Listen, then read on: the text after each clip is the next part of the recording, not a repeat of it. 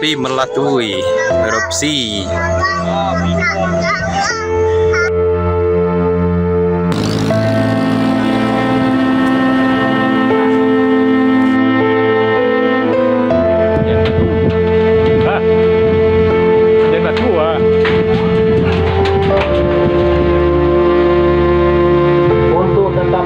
Untuk tetap tenang, barusan terjadi erupsi Gunung Merapi yang cukup besar dan semua kita dapat merasakan.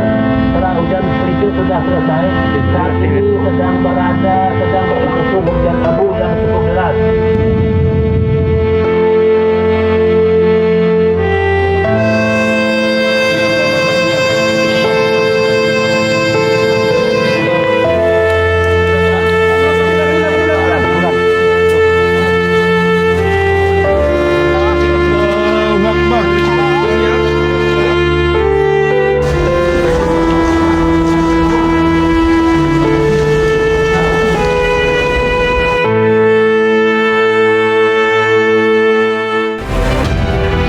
Selamat sore pemirsa, demikian tadi berita pilihan iNews Sore bersama saya Syafaati Suryo.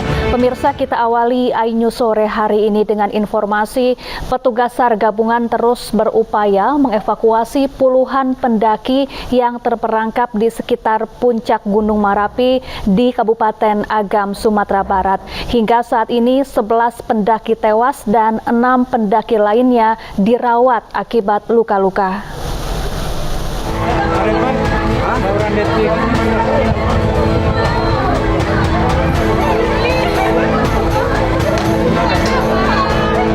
Gunung Merapi kembali keluarkan kolom abu vulkanik dengan ketinggian hampir 2000 meter dari puncak kawah di Kabupaten Agam, Sumatera Barat.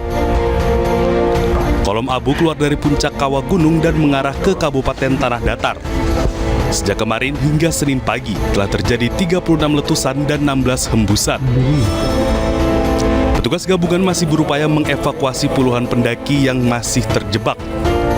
Sedangkan sebagian pendaki yang telah dievakuasi langsung dilarikan ke RSUD Padang Panjang untuk mendapatkan perawatan akibat luka bakar. Sampai pukul 07.10 waktu Indonesia bagian Barat, tim gabungan sudah berhasil menemukan 3 orang selamat dan 11 orang dalam keadaan Meg Delta, dan saat ini lagi proses evakuasi dari puncak ke bawah.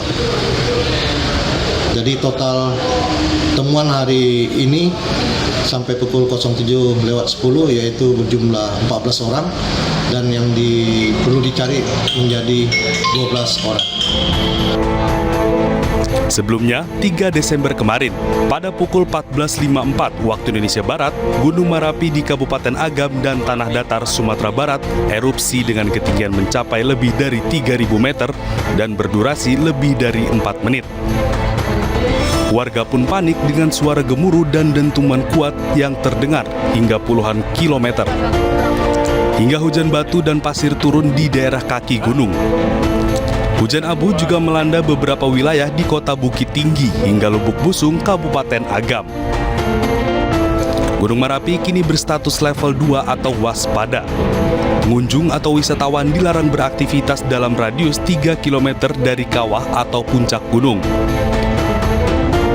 Dari Kabupaten Agam, Sumatera Barat, Wahyu Sikumbang dan Agung iNews melaporkan. Ya, untuk mengetahui situasi terkini pasca erupsi Gunung Merapi, kami telah terhubung dengan rekan Agung Sulistyo di Batu Palano, Kabupaten Agam, Sumatera Barat. Selamat sore, Agung. Bagaimana proses pencarian 12 pendaki yang dikabarkan masih hilang? Apakah sudah berhasil ditemukan dan dievakuasi?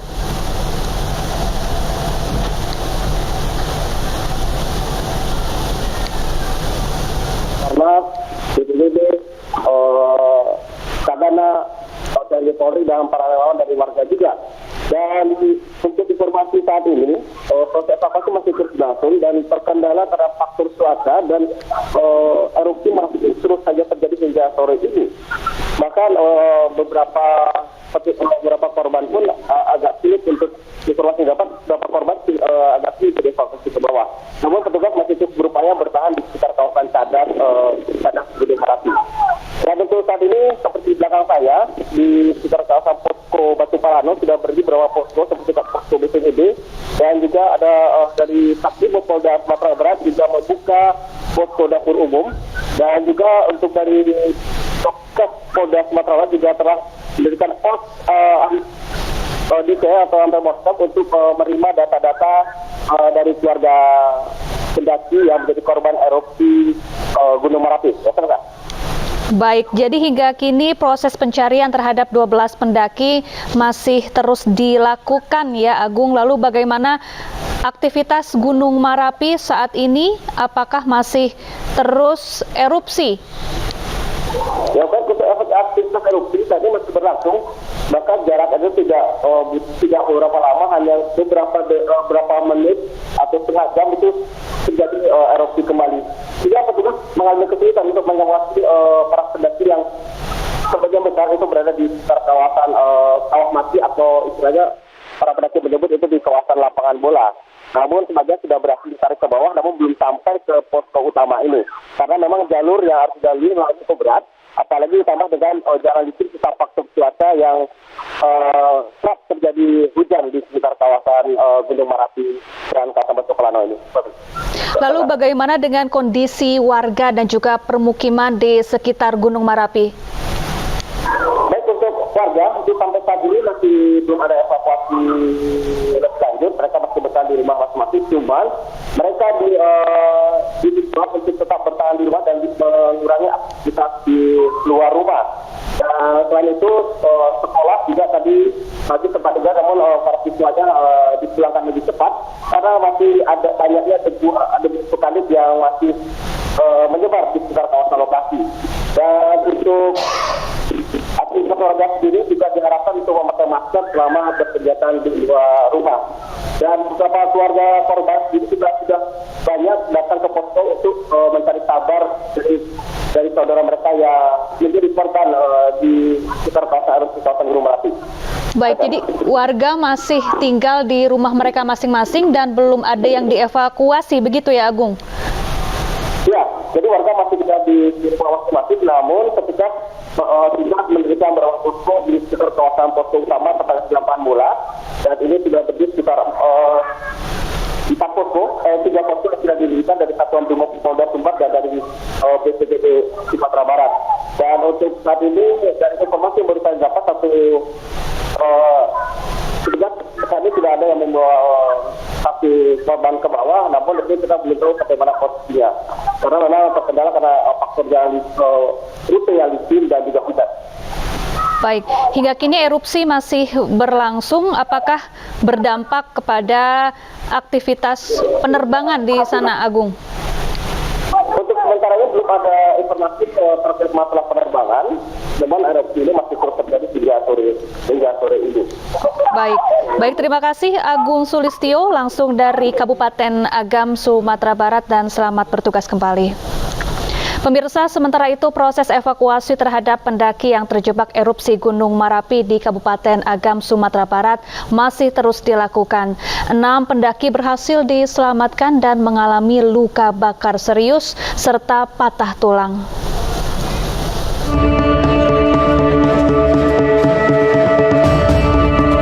Sejumlah petugas gabungan saat ini telah dikirimkan ke Gunung Merapi untuk melakukan penyelamatan terhadap para pendaki yang terjebak di Gunung Merapi. Para pendaki selamat digendong petugas gabungan menuju ambulans untuk langsung diantarkan petugas menuju rumah sakit. Namun proses evakuasi ini masih terkendala dengan abu vulkanik yang masih aktif dari gunung. Demi keamanan, tim gabungan masih melihat situasi terbaik untuk melakukan upaya evakuasi. Kita akan mendirikan dapur umum, kemudian sambil berupaya untuk mencari korban-korban yang masih ada di atas. Nah, soal erupsi ini kan masih berlanjut, Komandan. Apakah... Ya, kita nunggu. Jadi ketika kita mau membantu, tentu kita melihat dulu situasi. Ketika situasi itu memungkinkan, baru tim kita, ini tim sudah banyak di atas nih. 6 orang pendaki yang menjadi korban erupsi Gunung Merapi dirawat di RSUD Kota Padang Panjang. 4 pendaki masih berada di ruang instalasi gawat darurat dan 2 lainnya sudah berada di dalam ruang perawatan. Pihak RSUD mengatakan jika rata-rata korban mengalami luka bakar di atas 24%. Selain itu, korban juga mengalami luka di bagian kepala dan sebagian lainnya mengalami patah tulang. Dengan luka bakar, dengan pada wajah, pada tangan, dan pada kepala. Ya, itu persentase dari luka bakarnya yang mereka alami itu lebih kurang 24%. Salah satu keluarga korban pendaki bernama Aditya Sukirno Putra 21 tahun menyatakan mendapat kabar dari korban secara langsung melalui sambungan telepon. Siang jam 2, mungkin setelah erupsi itu kan dia nelpon keluarga minta tolong, minta bantuan, terus saya telepon lah orang-orang BKSDA semua. Ya kayak gini lah, tuntut, tapi alhamdulillah sadar. Ya, luka bakar di beberapa tempat. Sama leher aja. Serombongan waktu pergi di naik gunung dari Pekanbaru? Belum ada yang kabarnya sampai sekarang. RSUD Padang Panjang akan kembali menerima korban erupsi Marapi mengingat masih banyak korban yang terjebak. Hingga berita ini diturunkan, petugas SAR gabungan masih berupaya mengevakuasi puluhan pendaki yang terjebak di puncak Gunung Marapi. Dari Kabupaten Agam, Sumatera Barat, Agung Sulistyo, iNews melaporkan. Keluarga pendaki yang menjadi korban erupsi Gunung Marapi mendatangi pos antemortem di Posko Utama Batu Palano, Kabupaten Agam, Sumatera Barat. Sejumlah anggota keluarga masih menunggu kepastian nasib keluarga mereka dengan membawa sejumlah data pendukung. Keluarga korban erupsi Gunung Marapi mulai mendatangi pos antemortem Dokes Polda Sumatera Barat. Salah satunya Weli Adia, warga Jakarta, memberikan data adiknya yang terjebak di puncak Marapi saat terjadi erupsi.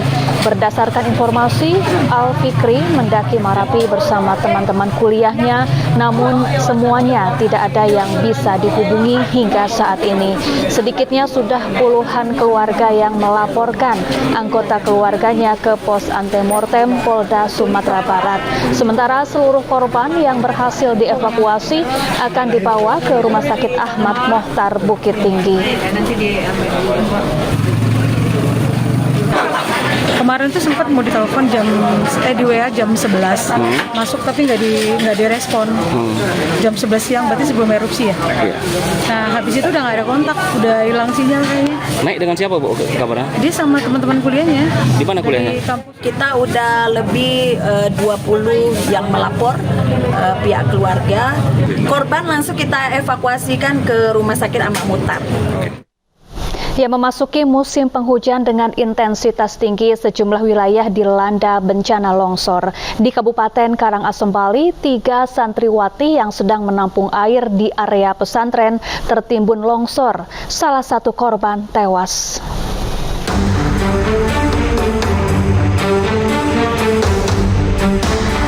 Memasuki musim penghujan dengan intensitas tinggi, sejumlah wilayah dilanda bencana longsor.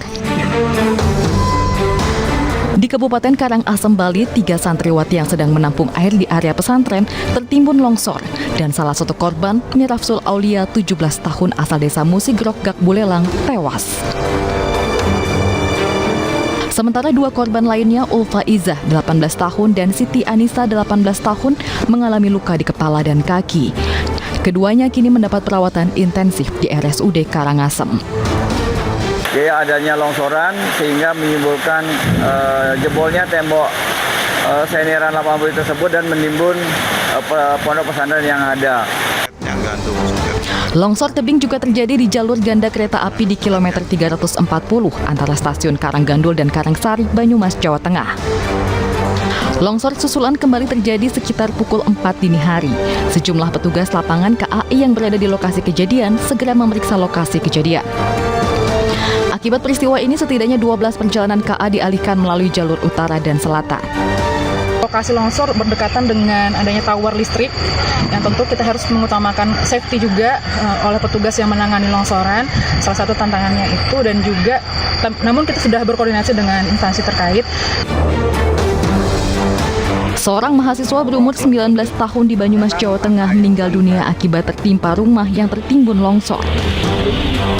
Saat kejadian, korban bersama keluarga berusaha menyelamatkan diri dengan cara saling berpelukan. Namun nahas kepala korban diduga terbentur benda keras hingga meninggal dunia.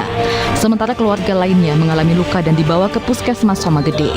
Tim Liputan iNews melaporkan.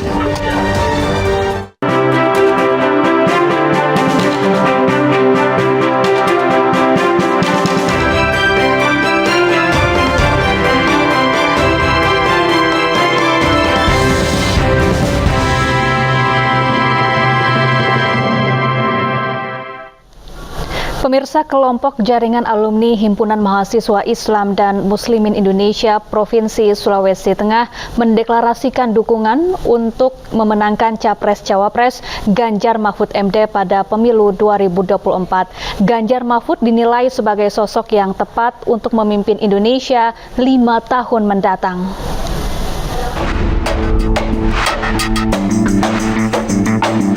Di hari ke-7 kampanye calon presiden nomor urut 3 menyambangi kota Palu, Sulawesi Tengah. Dalam kesempatan ini, Ganjar resmi mendapat dukungan dari jaringan alumni Himpunan Mahasiswa Islam atau HMI dan Muslimin Indonesia Provinsi Sulawesi Tengah.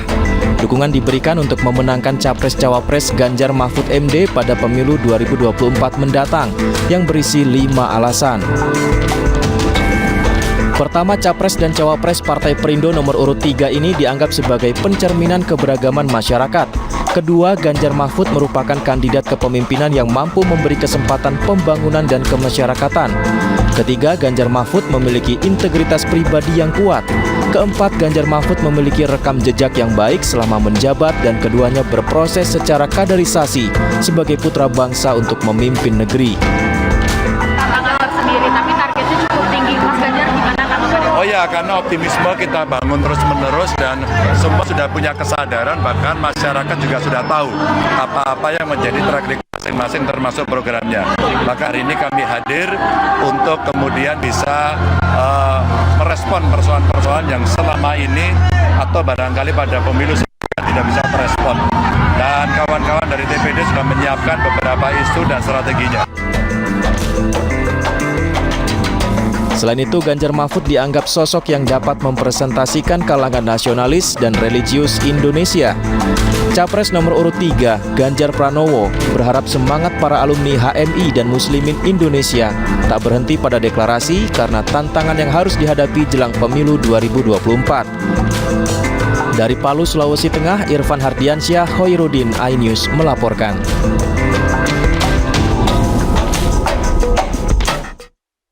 Calon Wakil Presiden Gibran Rakabuming Raka membagikan susu kepada warga di Jakarta kemarin. Sementara capresnya Prabowo Subianto menghadiri Mukernas MUI di Jakarta. Menariknya, dalam Mukernas MUI, Prabowo meminta mandat kepada rakyat untuk memimpin bangsa. Jika tidak diberikan, ia mengaku akan pensiun.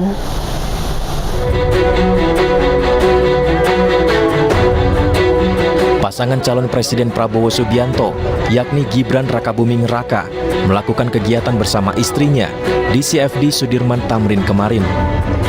Kegiatan Gibran bersama istrinya ini salah satunya adalah membagi-bagikan susu kepada warga. Namun Gibran mengaku kegiatan membagikan susu di lokasi Car Free Day ini bukanlah agenda kampanye karena ada banyak warga di sana. Sementara itu, dalam musyawarah kerja nasional MUI ketiga di Hotel Grand Mercure Ancol, Jakarta Utara, Prabowo Subianto menyatakan ia meminta mandat sebagai presiden kepada rakyat. Namun jika tidak mendapat mandat dari rakyat sebagai presiden, ia mengaku tidak masalah, ia akan naik gunung untuk pensiun. Kalau rakyat tidak memberi mandat, ya tidak ada masalah. Dan saya sudah buktikan berkali-kali.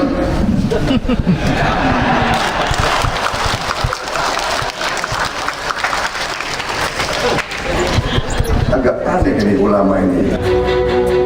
Dalam Mukernas MUI ketiga ini, Prabowo Subianto juga membagikan buku yang dituliskan oleh dirinya sendiri kepada para peserta. Dari Jakarta, Stephen Patinama, Jaka Samsa, iNews melaporkan. Sementara itu, pasangan Presiden dan Wakil Presiden nomor urut 1, Anies Baswedan dan Muhaimin Iskandar hari ini berkunjung ke berbagai lokasi. Anies Baswedan belusukan ke pasar tradisional, sementara Muhaimin Iskandar paparkan visi misinya di depan mahasiswa negeri Padang.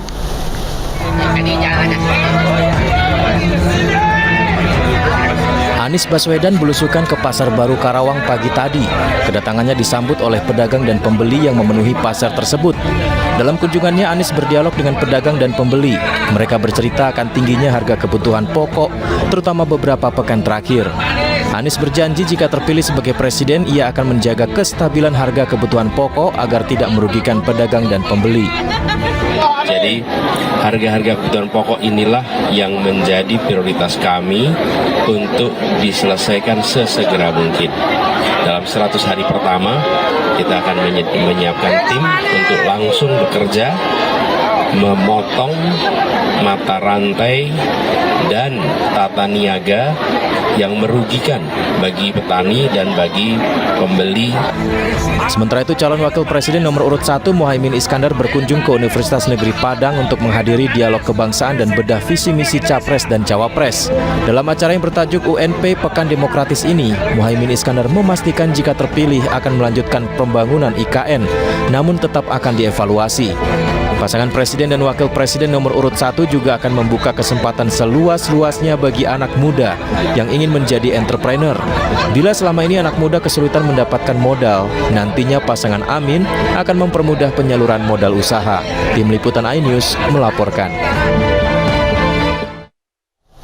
Pemirsa, penyelenggaraan debat kandidat Pilpres 2024 oleh KPU diwarnai polemik terkait skema debat khusus Cawapres. Tanggapan datang dari pakar politik hingga Ganjar Pranowo dan Anies Baswedan.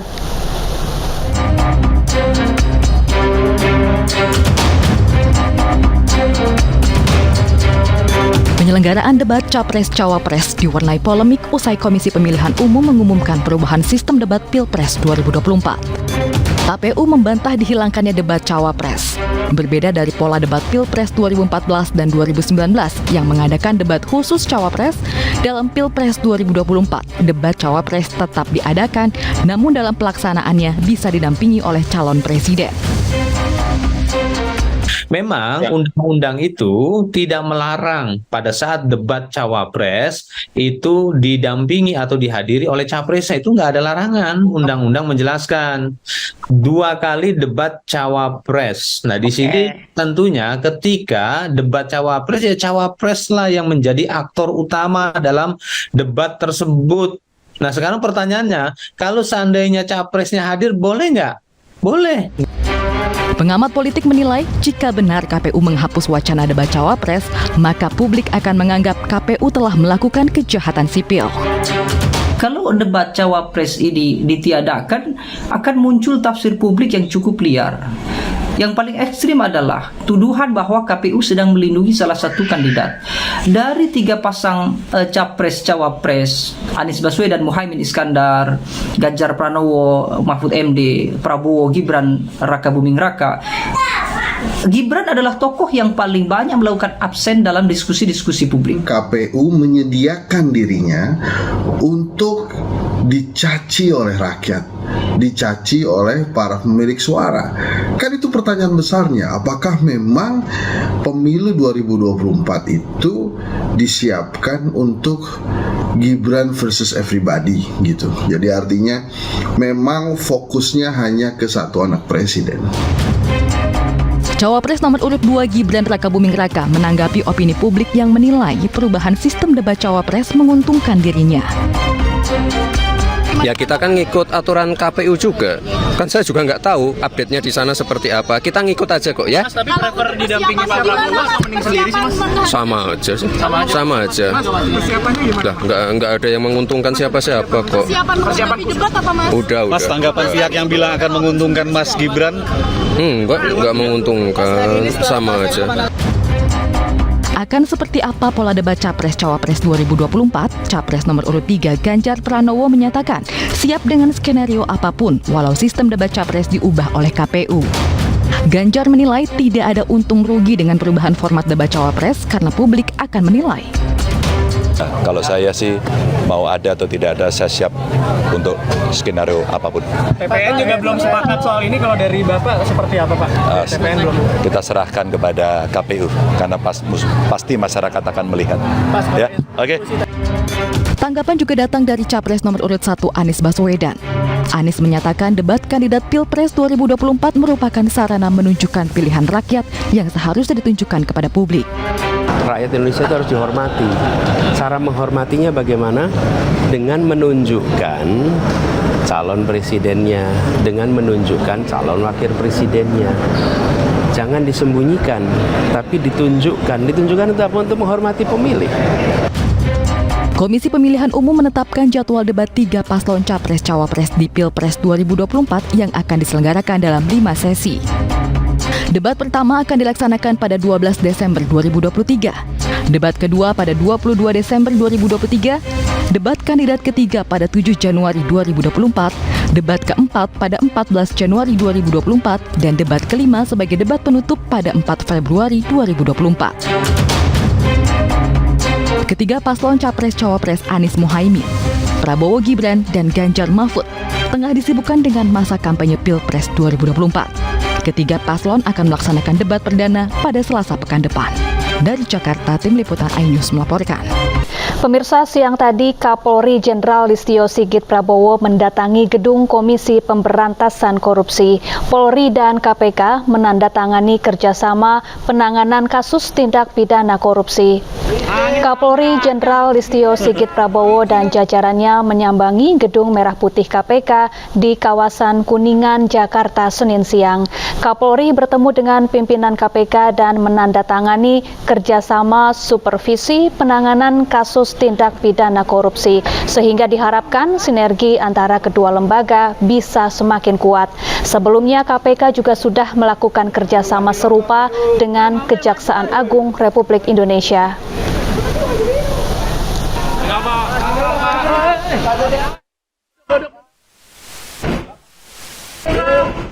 Sebagaimana amanat Undang-Undang 19/2019, perlunya sinergi antar aparat penegak hukum dalam kaitannya dengan pemberantasan korupsi.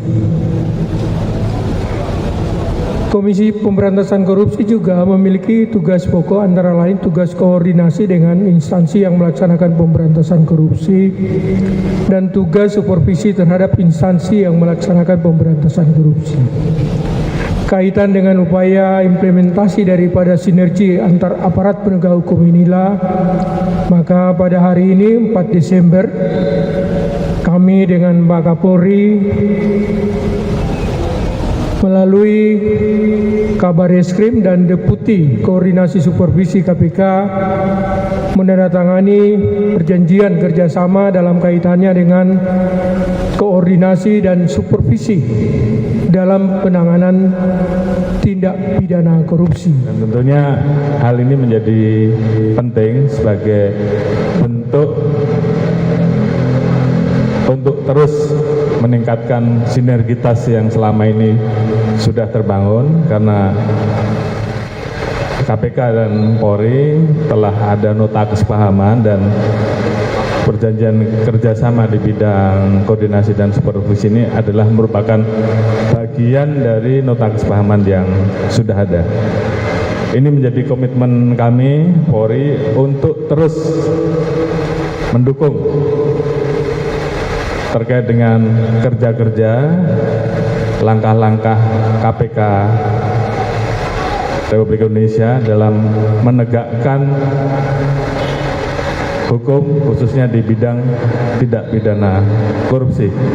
Dan ini merupakan komitmen kami untuk terus bersinergi, terus mendukung, termasuk tentunya kami pun juga siap untuk berkoordinasi dan juga disupervisi terhadap hal-hal yang memang menjadi ranah dan kewenangan. Wakil Menteri Hukum dan HAM Edward Omar Syarif Hiyarij telah selesai diperiksa KPK sebagai saksi dalam kasus dugaan suap dan penerimaan gratifikasi. Sama seperti kedatangannya di KPK pagi tadi, Edi Hyarich ditemani kuasa hukumnya irit bicara usai pemeriksaannya selama 6 jam sebagai saksi untuk tersangka lainnya oleh penyidik KPK hari ini dalam kasus dugaan suap dan penerimaan gratifikasi. Edi menyerahkan sepenuhnya kepada pengacaranya mengenai proses hukum yang sedang berjalan. KPK menduga Edi menerima suap sebesar 7 miliar rupiah dari Helmut Hermawan melalui 2 asistennya, Yosi Andika Mulyadi dan Yogi Arif Rukmana. KPK juga telah mencegah para tersangka untuk bepergian ke luar negeri selama 6 bulan.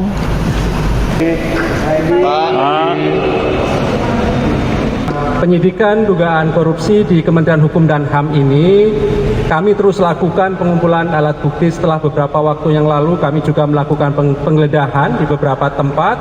Tentu kami harus melakukan konfirmasi dan analisis terhadap barang bukti, termasuk juga memanggil beberapa saksi. Dalam proses penyidikan yang sedang kami lakukan, kami pastikan sudah ada beberapa pihak yang ditetapkan sebagai tersangka dalam perkara dimaksud.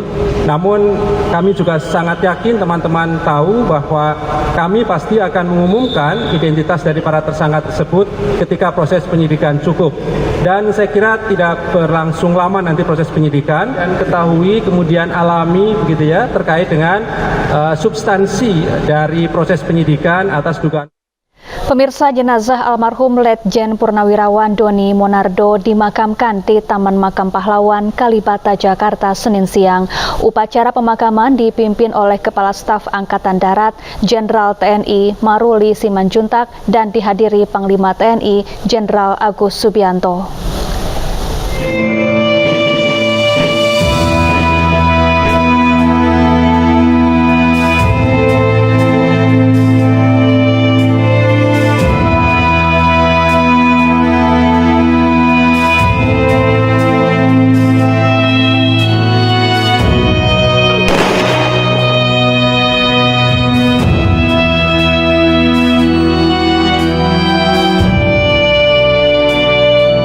Langit kelabu Jakarta menyelimuti prosesi pemakaman mantan Kepala BNPB Letjen Purnawirawan Doni Monardo di Taman Makam Pahlawan Kalibata, Jakarta, Senin pagi. Upacara pemakaman jenazah almarhum Doni Monardo dipimpin oleh Kepala Staf Angkatan Darat Jenderal TNI Maruli Simanjuntak dan dihadiri Panglima TNI Jenderal Agus Subianto. Keluarga, kerabat, satuan TNI AD, hingga warga turut mengantar jenazah almarhum Doni Monardo ke peristirahatan terakhirnya. Tapi beliau betul-betul bekerja penuh 24 jam, tidak pernah pulang selama menangani COVID itu. Saya kira itu kenang saya. Almarhum Doni Monardo lahir di Cimahi, Jawa Barat pada 10 Mei 1963. Masa kecil Doni dihabiskan di Aceh. Saat beranjak remaja, ia tinggal di Padang dan bersekolah di SMA Negeri 1 Padang. Setelah lulus, ia memasuki Akademi Militer mengikuti jejak sang ayah. Saat awal karir, Doni Monardo langsung terpilih menjadi anggota Komando Pasukan Khusus tahun 1986 sampai dengan 1998. Ia beberapa kali ditugaskan ke berbagai daerah dari Timur Timur, Aceh, dan Bali. Pada tahun 2004, Doni Monardo ditarik kembali ke pasukan pengamanan Presiden. Sejak saat itu karir Doni terus meningkat, terlebih saat ia ditugaskan Presiden Susilo Bambang Yudhoyono menjadi Wakil Komando Satuan Tugas untuk Pembebasan Kapal MV Sinar Kudus yang dibajak perampok Somalia.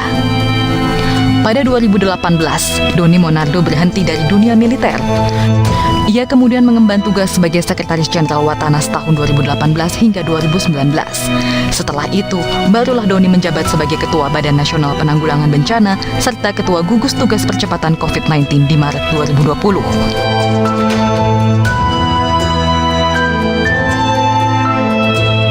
Letjen Purnawirawan Doni Monardo meninggal dunia pada Minggu 3 Desember 2023 sekitar pukul 5 sore di rumah sakit di kawasan Semanggi, Jakarta karena sakit yang dideritanya. Selamat jalan, Letjen Purnawirawan Doni Monardo. Ya, mantan Kepala Badan Nasional Penanggulangan Bencana Letjen TNI Purnawirawan Doni Monardo meninggal dunia pada pukul 17.35 waktu Indonesia Barat Minggu kemarin. Berikut perjalanan karir almarhum semasa hidup.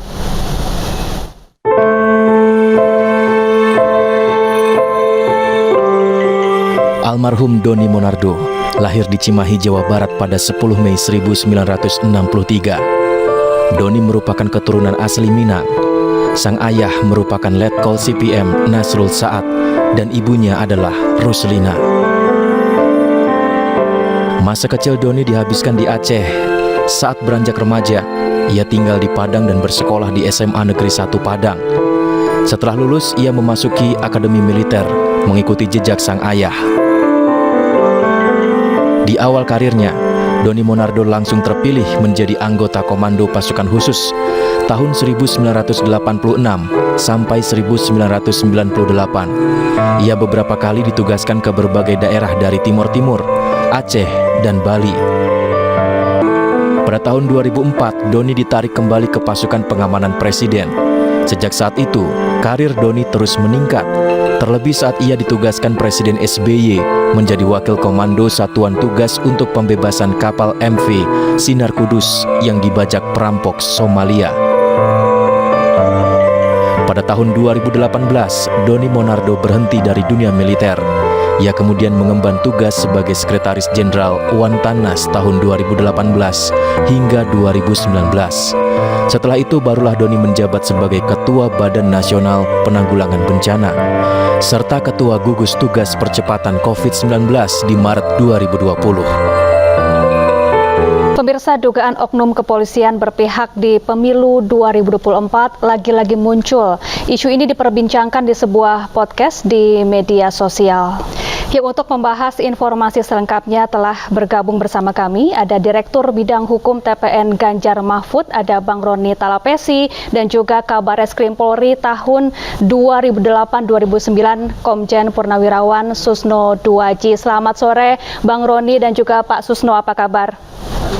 Selamat sore.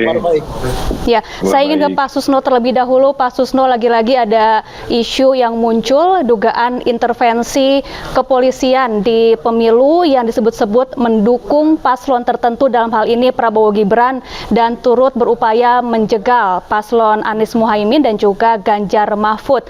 Lantas, apa upaya yang harus dilakukan untuk menelisik kebenaran kabar tersebut, Pak Susno? Kabar tersebut kan tidak sembarang keluar ya, ada sumbernya. Kalau ada sumbernya, ya sumbernya itu ditanya. Nah, sumbernya itu kan ada bocor alus Tempo. Ya. Ada bocor alus Tempo, ada lagi dari media Indonesia atau apa itu. Ya di situ. Nah, bukan langsung misalnya ke Aiman langsung ditanyakan, itu kan Aiman yang jadi topik kan sekarang. Nah, kalau Aiman kan ada yang melaporkan, ya siapa yang melaporkan itu harus buktikan bahwa Aiman misalnya, Aiman berkata nggak benar. Dia yang lapor itu yang buktikan. Kalau Aiman kan enak aja dia ngomong aja bahwa saya berdasarkan berita yang baik ada. Pak Susno, kita tahan dulu sebentar, kita harus menyimak terlebih dahulu kumandang azan maghrib untuk wilayah DKI Jakarta dan sekitarnya. Masih bersama kami ada Bang Roni Talapesi dan juga Pak Susno Duaji. Pak Susno, boleh dilanjutkan apa upaya yang harus dilakukan untuk menyelidiki dugaan intervensi Polri yang disebut-sebut mendukung paslon tertentu, dalam hal ini Prabowo Gibran, dan kabarnya juga ada oknum jenderal yang terlibat di sana. Ya, itu kan sudah menjadi berita rahasia umum ya, karena sudah diberitakan oleh podcast, sudah diberitakan oleh bocor alus Tempo ya, atau apa itu. Nah, kalau polisi memang tidak melakukan itu, ya dijawab dong, dijelaskan apa yang dilakukan oleh Tempo bocor alus itu nggak benar, buktikan nggak benar. Kalau memang katanya di dalam pembicaraan itu ada jenderal yang ikut, ya kalau jenderalnya enggak ya buktikan. Kan ada jelas itu orang yang berbicara di bocor halus itu kan jelas ada orangnya siapa. Jadi panggil aja. Kalau dipanggil nanti kan ada dua kemungkinan, terbukti benar atau terbukti tidak benar. Nah, kalau benar ya adakan perbaikan, karena Kapolri sudah mengatakan supaya netral dan Polri itu alat negara. Nah, kalau tidak benar ya proses siapa yang memberitakan itu, kan gitu aja kok repot. Jangan misalnya oh ini orang beritakan nggak benar, bikin heboh. Janganlah, carilah sumbernya, sumbernya jelas kok. Baik. Jelas sekali sumbernya. Oke, jelas ya sumbernya. Baik Pak Susno, salah satu peristiwa yang juga jadi sorotan belakangan ini adalah pemanggilan sejumlah kepala desa di Jawa Tengah dan juga di Jawa Timur oleh kepolisian di masa kampanye pemilu ini. Walaupun ini pemanggilan kabarnya diduga terkait dugaan penyalahgunaan dana desa. Apakah ini tepat dilakukan Pak Susno? Kalau dugaan penggunaan salahgunaan dana desa, ya panggil aja yang nyalahgunakan. Kalau satu yang nyalahgunakan, ya panggil satu, jangan dipanggil semuanya. Kalau dipanggil semuanya atau dipanggil satu kabupaten, karena satu kabupaten kan bisa ratusan kan. Kalau satu provinsi bisa ribuan, ngapain? Yang melanggar satu, yang ini. Oh kalau ini untuk mencegah supaya tidak terjadi pelanggaran, ya bukan tugas polisi, karena ada camat, ada bupati di atasnya, ada gubernur, atasnya lagi ada mendagri. Jadi sebabnya di era sekarang ini tahun politik sangat rawan manggil-manggil gitu. Walaupun dikatakan oh tidak, kami ini kan hanya mencegah supaya tidak ada kejadian apa-apa, tapi kan menimbulkan prasangka. Dan sekarang kan tidak ada sesuatu yang bisa dirahasiakan. Apalagi yang dipanggil itu ribuan atau ratusan atau puluhan. Mereka akan bersuara, dia ngomong. Apalagi zaman medsos. Sekarang ini baru ngomong aja, bahkan belum keluar dari ruangan, berita udah tersebar di mana-mana. Jadi harus hati-hati gitu ya. Hati-hati, harus betul-betul netral. Kalau jadi alat negara ya betul-betul alat negara. Ya mungkin di level atas, di level Kapolri, di level Kapolda udah baik, udah netral, tapi di level anak buah. Baik. Baik, kalau dari Bang Roni Talapesi, apa saja temuan kubu Ganjar Mahfud terkait dugaan keberpihakan kepolisian di pemilu 2024 ini? Ya, kami dari tim hukum sedang mengumpulkan bukti. Tentunya ada beberapa laporan yang masuk kepada kami, dugaan terkait dengan netralitas dari aparat. Dan kami sedang mengumpulkan bukti-bukti tersebut karena kami melihat dari beberapa laporan, contohnya tentang yang ada di Jawa Tengah, pemanggilan para kepala desa, tentunya kami sangat menyayangkan di mana proses pemeriksaan yang disampaikan ada pemanggilan terkait dengan dana desa. Dan ini kalau kita lihat kan ini merujuk kepada dugaan terhadap pelanggaran Undang-Undang Tipikor. Tapi yang perlu kita sampaikan bahwa proses pemanggilan itu tidak bisa langsung memanggil kepala desa, mengingat bahwa pertanggungjawabannya tentunya masih ada yang tadi Pak Susno sampaikan, ada camat, ada bupati, atau ada gubernur. Dan juga perlu diingat bahwa ada pertanggungjawaban yang dilakukan kepada inspektorat apabila ada dugaan terkait dengan penyelewengan dana desa. Dan itu pun juga harus diaudit oleh BPK secara resmi. Dan kalau kita melihat bahwa ada surat edaran Mahkamah Agung diberikan kesempatan 60 hari apabila terjadi penyelewengan untuk dikembalikan kerugian negara. Jadi buat teman-teman yang merasa hari-hari ini memang dipanggil karena kita melihat bagaimana suasana politik hari-hari ini, dan juga pun kita melihat bahwa banyaknya keluhan terkait dengan netralitas, kami menyampaikan bahwa hukum harus ditegakkan, tetapi kita berharap juga kepada aparat penegak hukum jangan juga melanggar hukum, bahwa semua aturan main sudah diatur.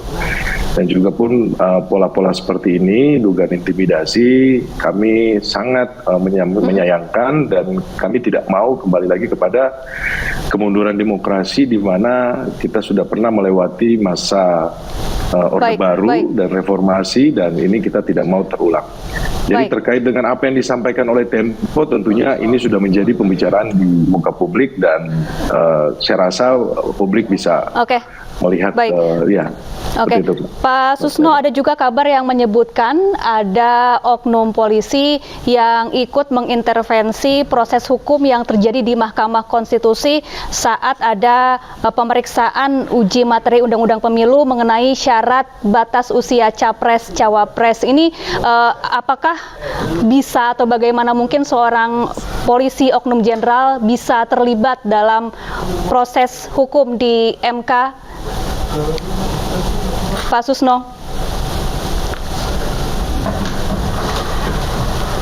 Pak Susno, audionya masih di mute, boleh dibuka Pak Susno? Kami tidak bisa mendengar suara Anda, Pak Susno. Sekarang? Baik, silakan Pak Susno. Nah, itu sudah menjadi rahasia umum, sudah menjadi bocor halus. Tinggal polisi panggil saja. Dari bocor halus, informasinya siapa, jenderal yang dimaksud siapa. Ya kalau betul ada itu, ya periksa jenderalnya. Kalau tidak ada itu, ya nyatakan tidak ada. Berarti bocor halus sebagai informasi itu membuat-buat. Nah, tinggal gitu aja. Tak ada susahnya. Dan saya kira apa yang disampaikan bocor halus Tempo ya itu ya. Iya.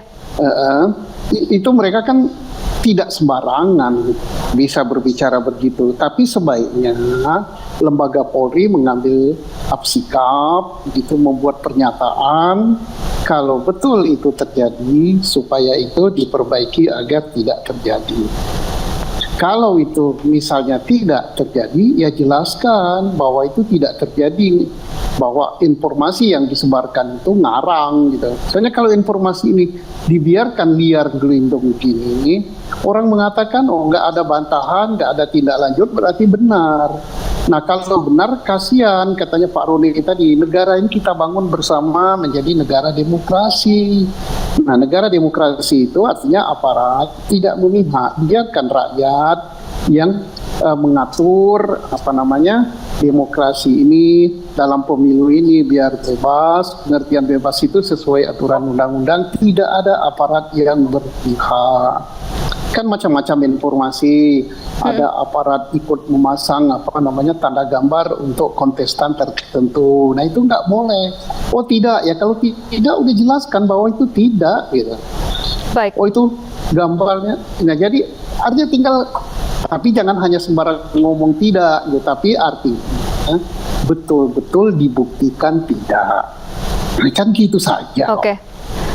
Baik, Bang Roni, ada beberapa poin yang bisa kami simpulkan dari podcast media yang kemudian viral di media sosial ini, diantaranya dugaan intervensi kepolisian ke Mahkamah Konstitusi, kemudian ada pemeriksaan kepala desa di Jawa Tengah dan Jawa Timur, lalu diduga polisi juga ikut membiayai kepala desa untuk pergi ke Gelora Bung Karno beberapa waktu lalu. Kubu Ganjar Mahfud tentu merasa dirugikan di sini. Lantas apa langkah selanjutnya dalam menyikapi hal ini, Bang Roni?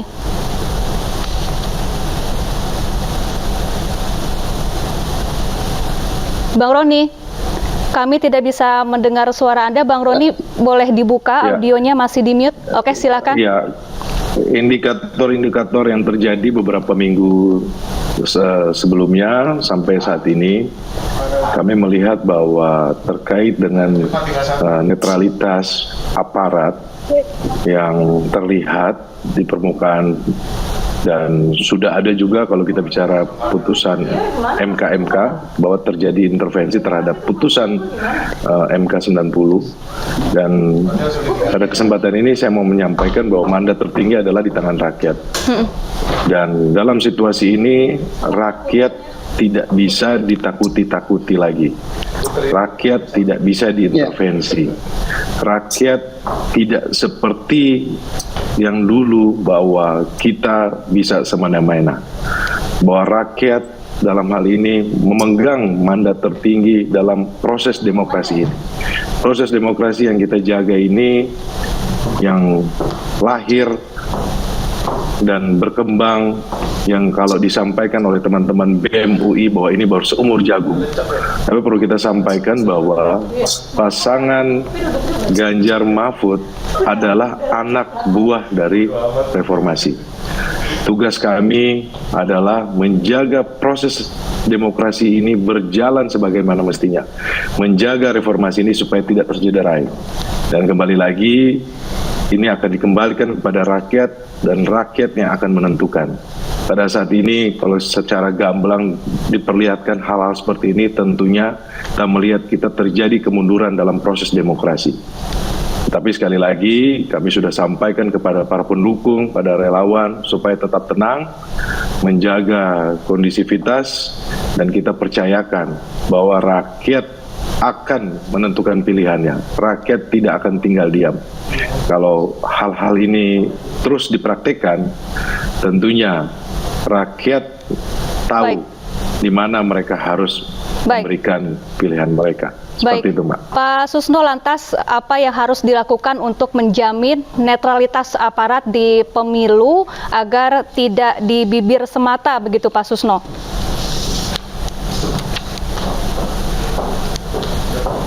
Halo Pak Susno. Baik terakhir Bang Roni, apa upaya yang harus dilakukan untuk menjamin netralitas aparat di pemilu 2024? Ya, kita harapkan bahwa dalam hal ini aparat mempunyai pengawas, inspektorat tentunya dalam hal ini yang sudah diatur di dalam Undang-Undang ASN. Apabila terjadi hal-hal yang kita lihat diduga tidak netral, kami berharap bahwa fungsi dari inspektorat itu berjalan. Itu yang pertama. Yang kedua, kalau kita berbicara soal Undang-Undang Pemilu sudah diatur bahwa wasit dalam hal ini Bawaslu, kami sangat berharap wasit dalam hal ini yang kita sebut Bawaslu dapat berperan aktif, dapat proaktif, mengambil sikap, menegur, atau menjatuhkan sanksi kepada aparat yang tidak netral. Dan yang ketiga, kami berharap bahwa proses yang berjalan ini, masyarakat ikut terlibat, ikut mengawasi. Apabila ada pelanggaran, apabila terlihat ada intimidasi, ada dugaan-dugaan penyelewengan, kemudian ada dugaan kriminalisasi, rakyat bisa menyampaikan melalui sosial media. Saya pikir sekarang sudah terbuka dan hal-hal seperti itu sudah bisa terlihat dengan cepat. Dan ini menurut saya merugikan institusi apabila hal-hal ini tetap kita biarkan. Baik, terima kasih. Seperti itu. Terima kasih Bang Roni Talapesi, Direktur Hukum TPN Ganjar Mahfud, dan juga Pak Susno Duaji, mantan Kabareskrim Polri, telah bergabung bersama kami di iNews Sore. Ya pemirsa, untuk mengetahui informasi selengkapnya, kita terhubung dengan relawan Mercy di Gaza, Fikri Rafiul Haq. Selamat petang waktu Indonesia, Fikri. Bagaimana bantuan yang diberikan Mercy di sana? Apakah dapat berjalan dengan lancar? Ya, selamat siang waktu Gaza, Mbak. Memang alhamdulillah dari sejak peperangan agresi militer Israel, kami memang tim relawan kemanusiaan non medis Medical Emergency Rescue Committee selalu berusaha membantu masyarakat Gaza, dan saat itu memang kami fokus di Rumah Sakit Indonesia yang memang saat itu kita tinggal di Wisma Dr. Jose Rizal yang masih satu lingkungan dengan Rumah Sakit Indonesia, dan kami juga setiap hari mengambil obat-obatan yang langsung diminta oleh Direktur Rumah Sakit Indonesia, dan juga mengadakan paket sembako 1.000 paket untuk pegawai, dan juga yang paling penting adalah kami sudah membeli 3.150 liter untuk minyak goreng untuk mengganti solar saat itu, karena bantuan-bantuan sangat belum bisa masuk ke utara. Namun alhamdulillah ketika memang keadaan semakin mencekam, akhirnya kami mengevakuasi ke jalur Gaza Selatan, dan setiap hari alhamdulillah kami terus membantu warga. Salah satunya adalah kami membuat makan siang setiap hari untuk 1.200 paket warga pengungsi yang ada di sekolahan, yang salah satu sekolahan ini menjadi tempat pengungsi bagi kami. Baik Fikri, sejauh ini apakah ada hambatan atau kesulitan saat melakukan bantuan? Ya, tentunya sebenarnya ketika kita turun ke jalan untuk mengambil makanan atau obat-obatan atau bantuan-bantuan lainnya, sebenarnya ini sudah bertukar dengan nyawa ya, karena serangan-serangan ini sangat-sangat masif, sangat-sangat random sekali, tidak tahu kapan terjadi, tidak tahu targetnya kemana, sehingga di satu momen kami memang saat mengambil obat-obatan tahap 2 kalau tidak salah, dan juga pakaian para medis untuk para pegawai yang ada di Rumah Sakit Indonesia. Satu momen kami saat itu berada di toko dan ada 10 roket kalau nggak salah ingat, 10 roket meluncur di dekat area saat itu, sehingga kami saat itu memang manusiawi mengalami ketakutan dan juga trauma yang sangat tinggi, karena saat itu kami berada di gedung warga yang memang para pemirsa juga tahu bahwa gedung warga ini adalah atau apartemen ini menjadi target serangan Israel, sehingga sampai saat ini juga ketika gencatan senjata kami berusaha semaksimal mungkin untuk mencari bantuan-bantuan, namun setelah gencatan senjata ini selesai memang banyak kendala kami mengambil bantuan-bantuan ini di bawah militer Israel, pantauan militer Israel. Fikri, sejauh ini apakah ada antisipasi agar terhindar dari bahaya? Ya, memang kalau bisa dibilang tidak ada tempat aman atau bagaimana kita cara mengantisipasi dari serangan-serangan tersebut, karena tidak ada ya. Namun yang untuk antisipasi yang paling yang paling mungkin bisa dijalankan yaitu berdiam diri saja di rumahnya masing-masing. Walaupun sebenarnya ini juga sangat-sangat mencekam sekali, di mana rumah-rumah warga juga menjadi target fasilitas umum, bahkan rumah sakit pun yang para penonton juga tahu bahwa rumah sakit Indonesia pun menjadi serangan target Israel langsung ya. Dan ya sampai saat ini juga memang yang seharusnya yang dilakukan juga memang berdiam diri saja, ataupun kalau kita memang sebagai relawan, kita memang harus setiap hari bergerak untuk membeli pasokan makanan dan bantuan untuk menyalurkan ke masyarakat atau pengungsi dan juga korban luka-luka yang ada di sekitar kami. Fikri, jika bisa Anda gambarkan bagaimana situasi saat ini di Rumah Sakit Indonesia? Ya, perlu diketahui kami memang sudah berhasil dievakuasi ke jalur Gaza bagian selatan pada hari Rabu 22 November lalu, dan terakhir memang situasi Rumah Sakit Indonesia sangat mencekam dan rumah sakit sudah diserang oleh tank baja, dan beberapa jam sebelum gencatan senjata juga sudah dibombardir ya, baik dari pesawat jet tempur maupun dari tank-tank bajanya, sehingga membuat pagar ataupun pintu juga pintu darurat dan juga Wisma Dr. Jose Rizal tempat kami tinggal juga hancur sebagian. Dan terakhir adalah memang Rumah Sakit Indonesia saat ini masih belum bisa beroperasi karena banyak kendala-kendala. Namun berita baiknya bahwa 100 ke tempat tidur dari pemerintah Palestina dialokasikan ke Rumah Sakit Indonesia, dan kemungkinan besar kami berdoa juga bahwa Rumah Sakit Indonesia akan segera beroperasi kembali. Baik, terima kasih banyak Fikri Rafiul Haq selaku relawan Mercy di Gaza sudah mau memberikan informasi terkini di Gaza, dan tentunya kita berharap Fikri dan juga seluruh relawan dapat kembali dalam keadaan sehat walafiat. Terima kasih. Pemirsa, masa yang tergabung dalam paguyuban masyarakat Ngayogyakarta untuk Sinambungan Keistimewaan menggelar aksi di depan kantor DPW PSI Daerah Istimewa Yogyakarta. Masa mengecam pernyataan politisi PSI Ade Armando yang menyinggung soal politik dinasti di Yogyakarta. Masa aksi ini mendesak PSI menindak politisi Ade Armando yang dinilai menciderai masyarakat Yogyakarta dan mengancam akan melakukan pembersihan alat peraga kampanye PSI di seluruh Yogyakarta jika tuntutannya diabaikan. Aksi massa ini sempat dihadang barikade aparat kepolisian dan sempat terjadi negosiasi alot karena polisi hanya mengizinkan perwakilan massa yang menyampaikan aspirasi.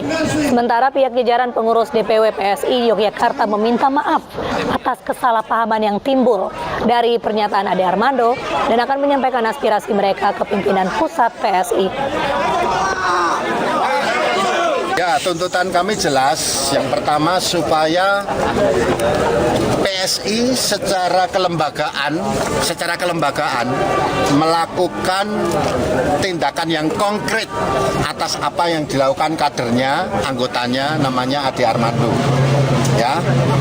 Saya kira tidak bisa dikatakan bahwa itu adalah tindakan pribadi Ade Armando, tidak bisa. Karena dia adalah caleg dan dia adalah pengurus DPP. Harus ada sikap politik yang jelas dari PSI kepada Ade Armando.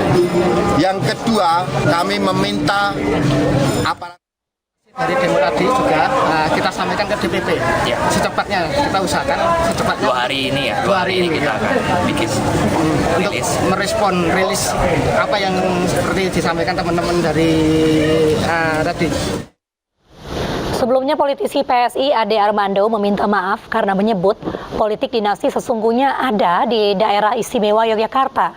Menanggapi hal itu, Gubernur DIY Sri Sultan Hamengkubuwono X angkat bicara.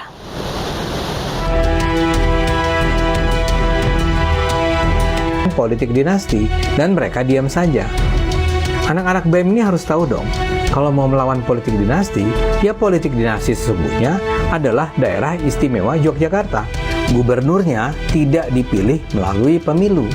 Gubernurnya adalah Sultan Hamengkubuwono X yang menjadi gubernur karena garis keturunan. Pernyataan politisi Partai Solidaritas Indonesia Ade Armando ini mengundang sorotan. Ade Armando menanggapi aksi yang digelar Badan Eksekutif Mahasiswa Universitas Indonesia dan Universitas Gadjah Mada yang mengkritisi politik dinasti di era pemerintahan Presiden Joko Widodo. Ade menyebut politik dinasti sesungguhnya ada di daerah istimewa Yogyakarta.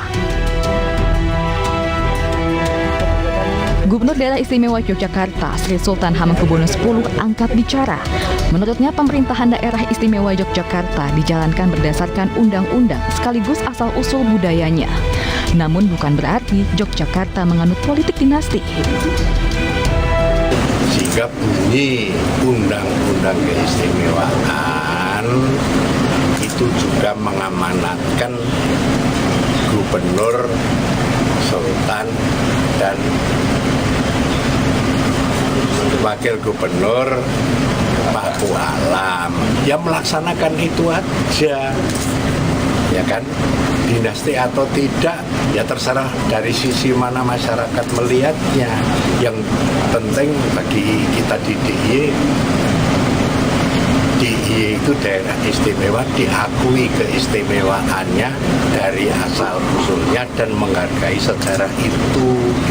Itu aja bunyi undang-undang istimewanya itu. Tapi kok kalimat dinasti atau tidak di situ juga nggak ada. Sadar bahwa pernyataannya menimbulkan reaksi keras dari sejumlah kalangan, Ade Armando pun meminta maaf. Melalui video ini, saya ingin mengajukan permohonan maaf sebesar-besarnya seandainya video saya yang terakhir tentang politik dinasti telah menimbulkan ketersinggungan dan kegaduhan terutama di daerah istimewa Yogyakarta. Buntut pernyataan Ade Armando, sejumlah elemen masyarakat berencana menggelar aksi tangkap Ade Armando dan menggeruduk kantor PSI Yogyakarta. Dari Yogyakarta, Heru Trijoko, iNews melaporkan. Pemirsa, wacana pemekaran Bogor Timur dari Kabupaten Bogor jadi bahasan dalam podcast Aksi Nyata Partai Perindo. Bogor Timur dinilai layak dan siap dimekarkan karena memiliki angka pendapatan yang tinggi serta letak geografisnya memenuhi syarat untuk menjadi daerah pemekaran baru.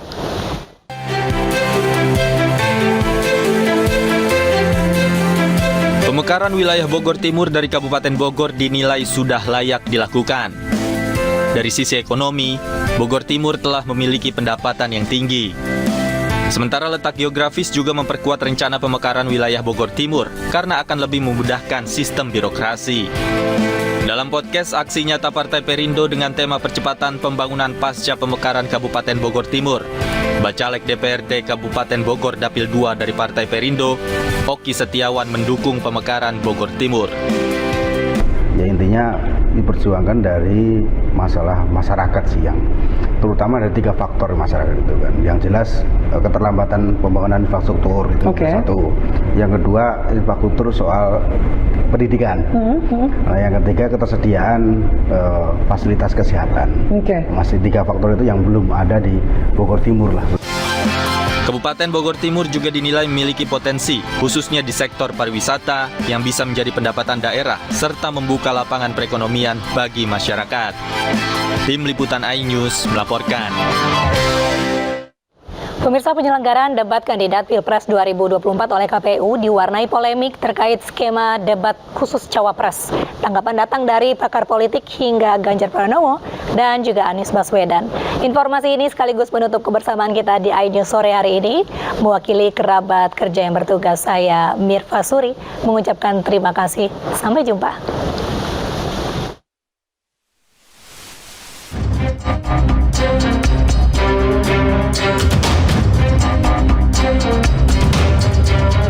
Penyelenggaraan debat Capres-Cawapres diwarnai polemik usai Komisi Pemilihan Umum mengumumkan perubahan sistem debat Pilpres 2024. KPU membantah dihilangkannya debat Cawapres. Berbeda dari pola debat Pilpres 2014 dan 2019 yang mengadakan debat khusus Cawapres, dalam Pilpres 2024, debat Cawapres tetap diadakan, namun dalam pelaksanaannya bisa didampingi oleh calon presiden. Memang undang-undang itu tidak melarang pada saat debat Cawapres itu didampingi atau dihadiri oleh Capresnya, itu nggak ada larangan. Undang-undang menjelaskan 2 kali debat Cawapres. Nah di sini tentunya ketika debat Cawapres, ya Cawapres lah yang menjadi aktor utama dalam debat tersebut. Nah sekarang pertanyaannya, kalau seandainya Capresnya hadir, boleh nggak? Boleh. Pengamat politik menilai jika benar KPU menghapus wacana debat Cawapres, maka publik akan menganggap KPU telah melakukan kejahatan sipil. Kalau debat Cawapres ini ditiadakan, akan muncul tafsir publik yang cukup liar. Yang paling ekstrim adalah tuduhan bahwa KPU sedang melindungi salah satu kandidat. Dari 3 pasang Capres-Cawapres, Anies Baswedan, Muhaimin Iskandar, Ganjar Pranowo, Mahfud MD, Prabowo, Gibran, Raka Buming Raka, Gibran adalah tokoh yang paling banyak melakukan absen dalam diskusi-diskusi publik. KPU menyediakan dirinya untuk dicaci oleh rakyat, dicaci oleh para pemilik suara. Kan itu pertanyaan besarnya, apakah memang pemilu 2024 itu disiapkan untuk Gibran versus everybody gitu. Jadi artinya memang fokusnya hanya ke satu anak presiden. Cawapres nomor urut 2 Gibran Raka Buming Raka menanggapi opini publik yang menilai perubahan sistem debat Cawapres menguntungkan dirinya. Ya kita kan ngikut aturan KPU juga. Kan saya juga nggak tahu update-nya di sana.